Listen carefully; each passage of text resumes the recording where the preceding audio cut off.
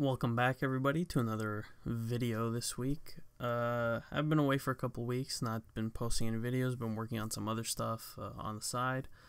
But we finally got some news. Destiny and Bungie decided to finally come up and talk about something during the weekly update, which I normally don't really listen to, but this one was a pretty important one.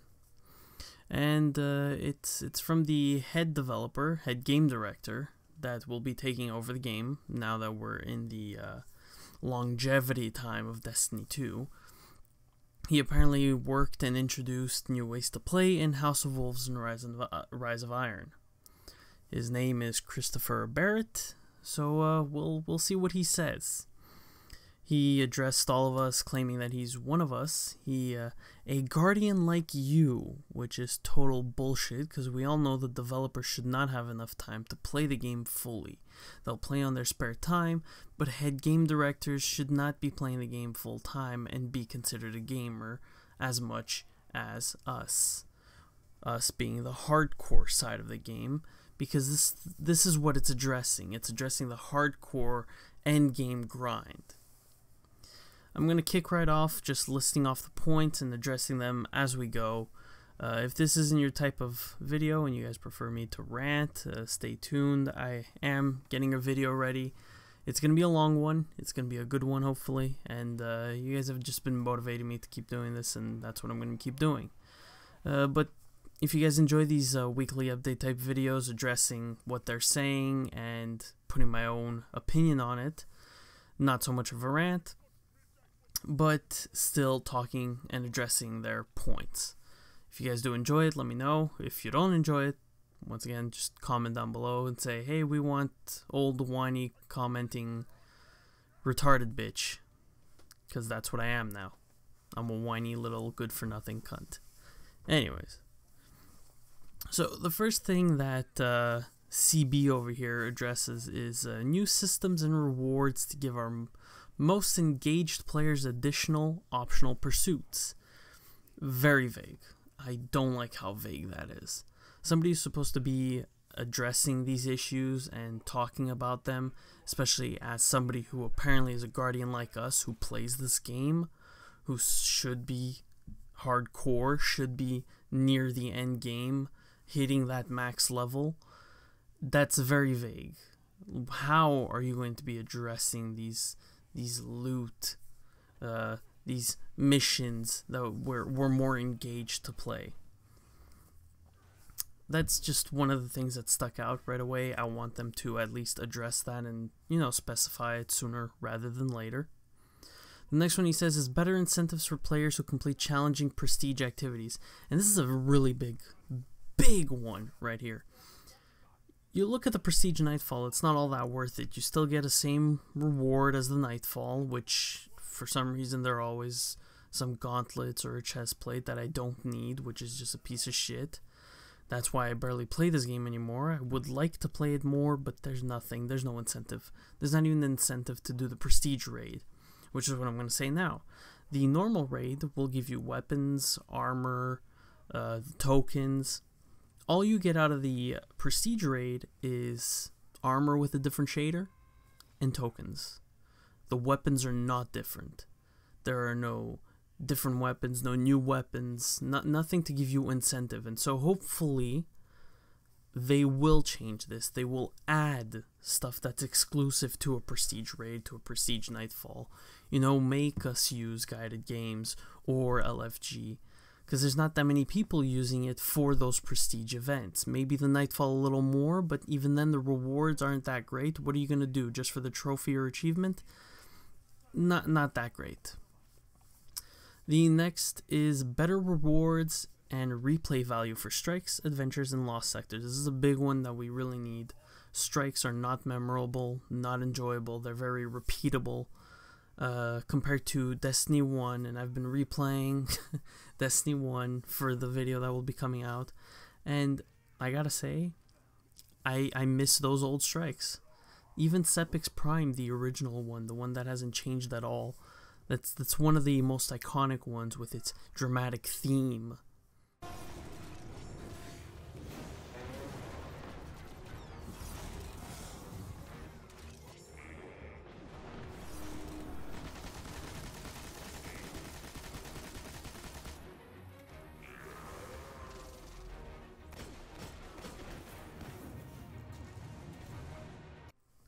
it's engaging boss fight, it's mini boss fights that we have. Yes, it was a little more grindy and longer to play, but it was still just as engaging and fun and great.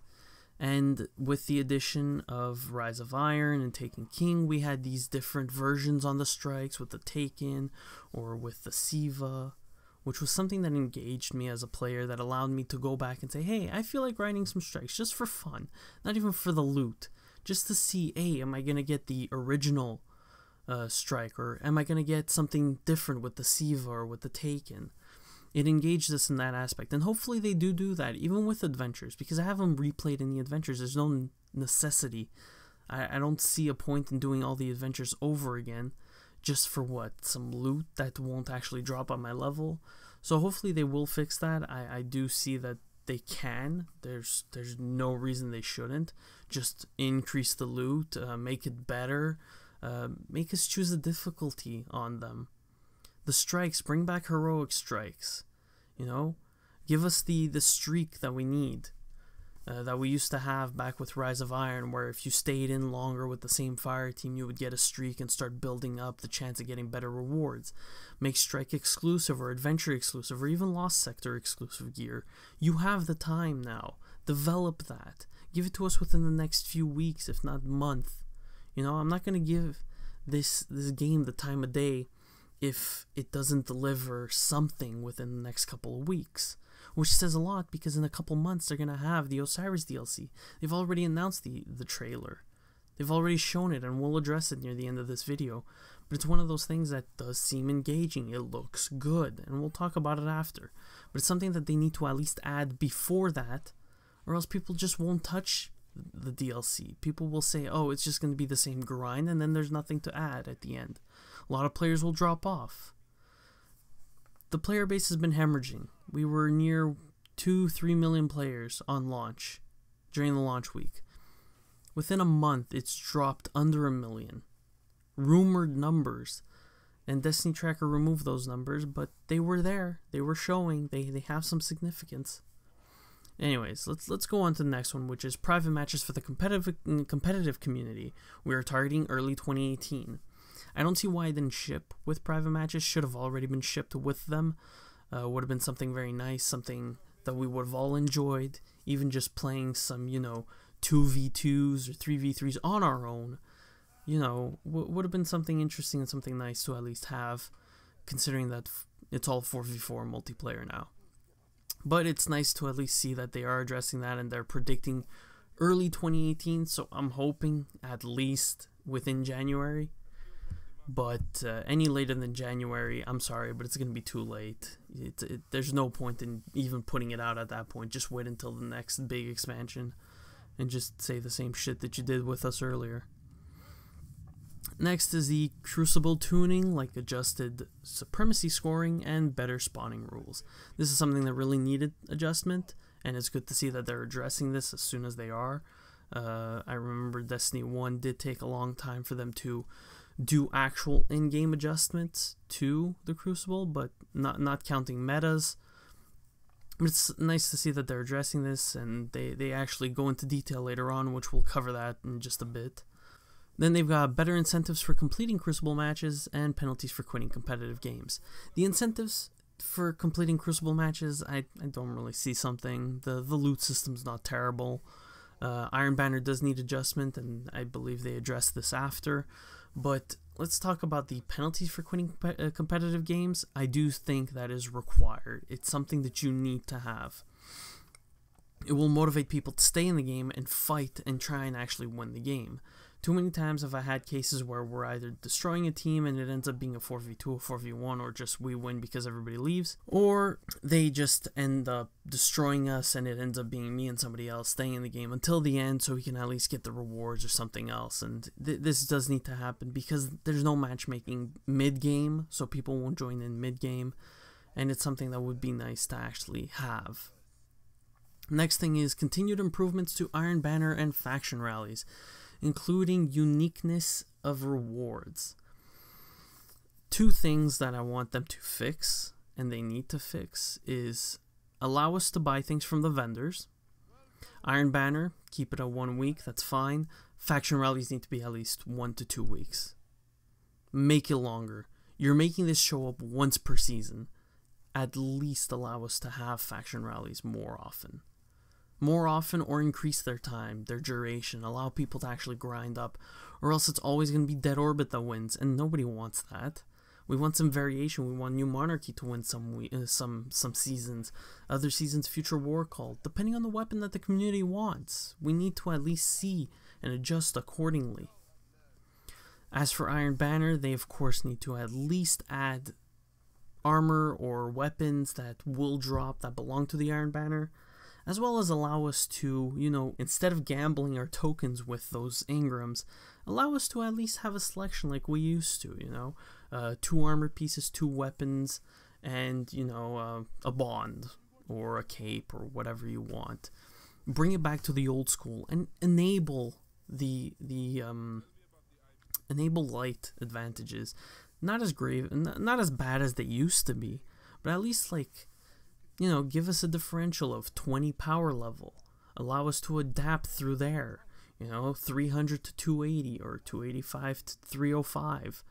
Or something simple like that allows a good competitiveness, you know, like a 5% damage buff or resistance for somebody who's higher, you know. Something unique that adds some difference to Iron Banner, because all it had was, it was control with tokens. That's all it really was. And it was kind of sad to see that Iron Banner had been watered down for such a casual player base, you know.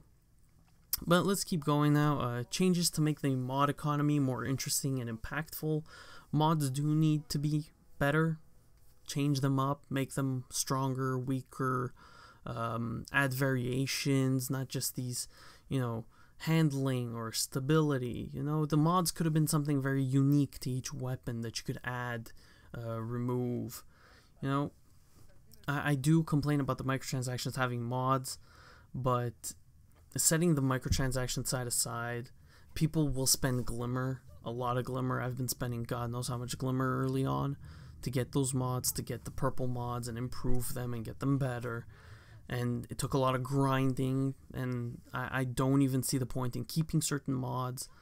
But they do need to at least add variation, you know, make them more noticeable, and that's definitely something they say they're addressing. Then you've got ongoing improvements to exotics, including adjustments to reduce instances of duplication. The duplication is the biggest one. I don't know how many times I've opened up 2 or 3 exotic Ingrams in a row, and 2 of them are the same, or all 3 are the same. Unfortunately, that's a big problem, and they will fix this. It was an issue in Destiny 1, and I'm sure it's just the coding that they use. The RNG is just a little messed up. That's something that I can get by. I don't have to get pissed off about it. I've got enough variation in exotics and purples. Not a big issue. Exotics themselves as weapons, not very unique, not that great. The lore is interesting behind them. I've read up on some of the lore, but you know, when you bring back the Mida and that dominates out of every weapon that people use when it comes to an exotic, it's kind of sad, and it would be nice to see something more unique. Even the Rage Shotgun, like, it's so hard to get, and those who have it will barely use it because it's not that amazing, not that great. It's not a Vex Mythoclast where it was a great weapon, or it's not even, you know, a Necrochasm where it was just fun to use. It was some stupid weapon that we wanted to use.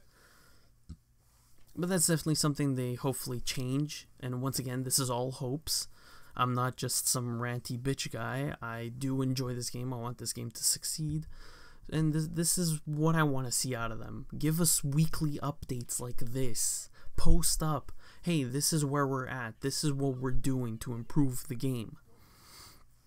We've got then new ways to spend surplus currency and materials. Definitely a big issue. I've got God knows how many legendary shards. I just want to use them for something. Give us weapons that we can buy at the vendors. You know? Make the vendors vendors. Make us go to, like, Zavala, and he's got this one unique weapon this week, and it costs, like, 200 shards, you know? So you have to grind to get those shards so you can try and get this one unique weapon that'll only come back in a week or 2 from now, or even 3 weeks down the line. That's fine, You know, don't make it overpowered. Don't make it something stupid, ridiculous, but make it something interesting, something we want to get. But as for that, that's all economy stuff. That's some balance that they always have to tweak. They have to see how it works. That's understandable. But everything at the top does need to be fixed, from the systems and rewards to the incentives, and just everything does need to change. Does need to be tilted towards the hardcore gamer, because the casual won't have this issue, you know. And the Destiny fanboys are crying right now in the comment section, or just in their own room saying, but the game is great. No, it's not. It could be in a better state compared to Destiny 1 Year 3, which is what we have to compare it, because this is a sequel. It's supposed to take everything that was good in Destiny during those 3 years and build upon it, not regress. And we've regressed a lot. But a lot of these improvements look like they're moving forward, look like they're finally taking what they had and building upon it. I'm being optimistic here. As for the emotes at the end, the new emote interface, that's interesting, whatever. I don't really give a shit. I always found it interesting that you had to wave, you had to dance, you had to sit, and then you could have that exotic, you know, salty or spicy ramen.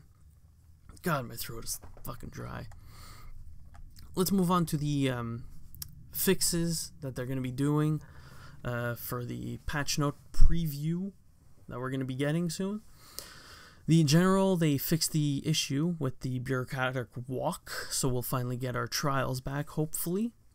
They're also fixing the issue causing players to encounter empty public spaces, which I did find when I would hop on Destiny 2, that it was very empty, and it didn't seem as full as early on, and I'm sure that's just, you know, some server issues that they're going on that they're going to adjust, and they do need to fix their servers. A lot of shit needs to be done with their servers, but at least they're addressing this, and they notice that the public spaces do need to have more population in it to make it feel alive. As for the Crucible, and this is the big one, and this is what we're going to talk about, so let's get comfortable. Alright. They are updating the Mercy rule settings to allow Mercy to activate slightly later in the match, allowing a wider range of scores to trigger it. Didn't really have an issue with Mercy except early on in the game when people didn't know how to play the Crucible. Some people didn't know how to play. So we just walk in, 2 minutes in, Mercy rule them, and they're out. Now, addressing these scores, Clash, the score has been reduced to 50 from 75. Control from 90 to 100. Survival, they've been reduced to a time limit of 2 minutes. I'm fine with the time limit. The lives, I'm happy and I'm not happy. I liked getting, you know, 41 kills in the fucking survival game if you made it last long enough. But it's fine reducing it to 6. I guess they want to work within that time limit of 2 minutes and try and get games going in and out, which I understood because some people would just drag the clock on. Three fucking minutes each. It drags on a lot. Supremacy increased score to 70 from 50. That should have been a given right away. Not 70, but 75 or something like that. You know, it should have been higher up. Games were just running way too quick, and you couldn't catch up. And they also say we now grant 1 point for defeating an enemy guardian. Yes and no. I'm torn on this one because the original Destiny, you had to get your crest in order to get that point. But I guess I understand why it's there. There's also the adjusted the influence that enemy crests have on the spawning system. Spawning system really needs to be fixed in all the game modes. There are too many times where we have 2 zones and I'll spawn in their spawn. Even though they didn't spawn flip me, they're spawning with me. Or I'd see my buddy die right next to me, and he would just spawn in on the other side of the map, in their spawn, next to them, and he'd die instantly as well. It's one of those things that spawns are always finicky in games. Even Call of Duty spawns are all whacked out of shit. Halo spawns are so-so, they're iffy. Depends. I haven't played Halo in a while. I do remember them being pretty solid spawns, except for playing fucking Griffball. That was just spawn killing everywhere. As for the control, reduced influence that enemy controlled zones exert over the spawning system. Obviously, you know, it was something we needed. But this is definitely a good twist, you know. all the scores have been changed, which is what we needed. That's pretty much it for the patch note preview. One thing I'm going to address quickly is the Destiny 2 PC launch, which is a total fucking shit show. People getting fucking destroyed. They've been booted and just banned off of Destiny 2 on PC, and that's pretty fucking sad for a launch. Your first time launching on PC and you fuck up this bad. That's all I'm going to say. I know that they're denying it, but they're finally addressing the issues. Oh boy, man. You fucked up. Even fucking Blizzard Battle.net, Blizzard was giving refunds back on Destiny 2 because people were banned right away. It's pretty rough. That's it for the preview or review or whatever the fuck they want to call this shit. It's shitty news. Let's go and watch the trailer 2 seconds, and I'll talk about the trailer. Not too long. Don't want to get too far into it. Guardian, what I'm about to tell you stays between us. While we have been fighting, an ancient gate has opened on Mercury, and an army of past and future machines amasses. They intend to reshape the universe in their image. But there is one who has glimpsed this dark future. He was my mentor, Osiris. So we all know that the next DLC will be the Osiris DLC, and we'll finally get to see who Osiris was. During the trailer, there's some very interesting action scenes. Some people are speculating that the Vex Mythoclast has come back, as we can see through Osiris, what he's wielding, but I do believe that's just a Vex-inspired or Vex-influenced weapon that he had. But we're finally getting to meet Osiris, and honestly, this cutscene of Osiris just destroying the fucking Vex looks awesome. I'm just gonna play it through and let you guys watch him wreck shit.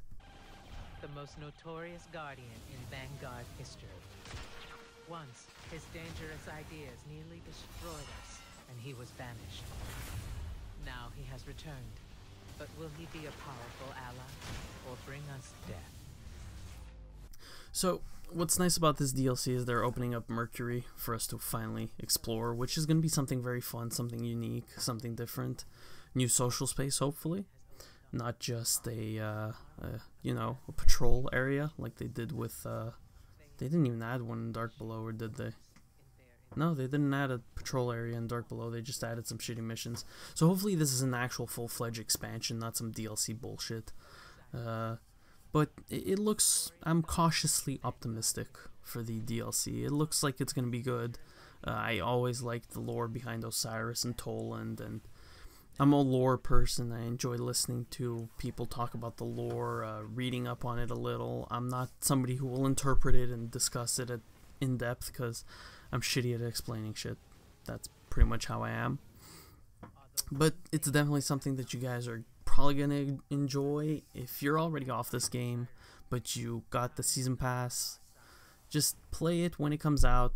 If it's your cup of tea, if it isn't, that's up to you. I do feel like I'm gonna enjoy it when it comes out for a couple of weeks, and then I might drop off it again. But that's the cycle of Destiny for me now, and I don't think that's right. But they're selling it as a service, and I can't do anything about it right now. You know, we're slowly discussing and bringing it to light. Destiny and Bungie finally addressed some of the issues. Not all of them. There are plenty of issues at hand, but at least they're listening to the community for once. Unlike Luke Smith, who decides to, shield him with idiots who will just say yes to everything. A bunch of yes men. But that's all I gotta say, guys. I hope you enjoyed this style video. Less ranty, more breaking down the weekly updates, seeing what they got. If you guys want to see more of this stuff, analyzing the weekly update, breaking it down, seeing what we can get out of it, just let me know. If not, that's fine by me. You guys can stick around for other rant videos and total insane bullshit that I lose my shit on. That's it for me, guys. If you did like, dislike. You want to subscribe. I really am thankful for all of you for subscribing up until now, and just being patient with me because I only release a video every couple weeks or so. But thanks for all the support. I will see you guys on the next video.